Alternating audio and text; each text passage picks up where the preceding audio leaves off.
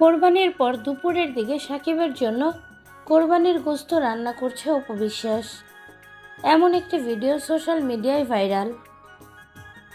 প্রিয় ভিউয়ার্স, এ নিয়ে বিস্তারিত জানতে ভিডিওটি না টেনে সম্পূর্ণ দেখতে থাকুন। আজ পবিত্র ঈদুল আজহা। সকালে একটি ভিডিওতে দেখা গিয়েছে অপু বিশ্বাস সাকিব খানের বাসার নিচে কোরবানি দিয়ে সেই কোরবানির গোশত নিজ হাতে কাটছে। দুপুরের দিকে আরেকটি ভিডিওতে দেখা গিয়েছে সাকিবের বাসার ছাদে কোরবানির গোশত রান্না করছে অপু বিশ্বাস। বড় একটি পাতিলে গোশত রান্না করছে এ নায়িকা।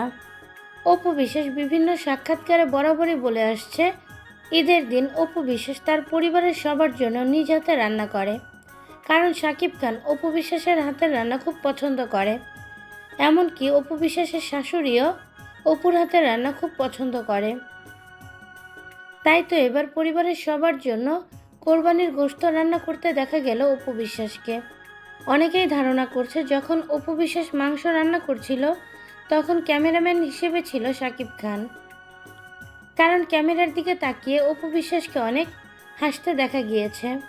গোপন সূত্রে এও জানা গিয়েছে যে অপু বিশ্বাস সাকিব খানের বাসায় জয় এবং পরিবারের সবাইকে নিয়ে একসাথে ঈদ করছে। প্রিয় ভিউয়ার্স, অপু বিশ্বাসের এই ভিডিওটি আপনাদের কাছে কেমন লাগলো অবশ্যই আমাদের জানিয়ে দিবেন কমেন্টের মাধ্যমে।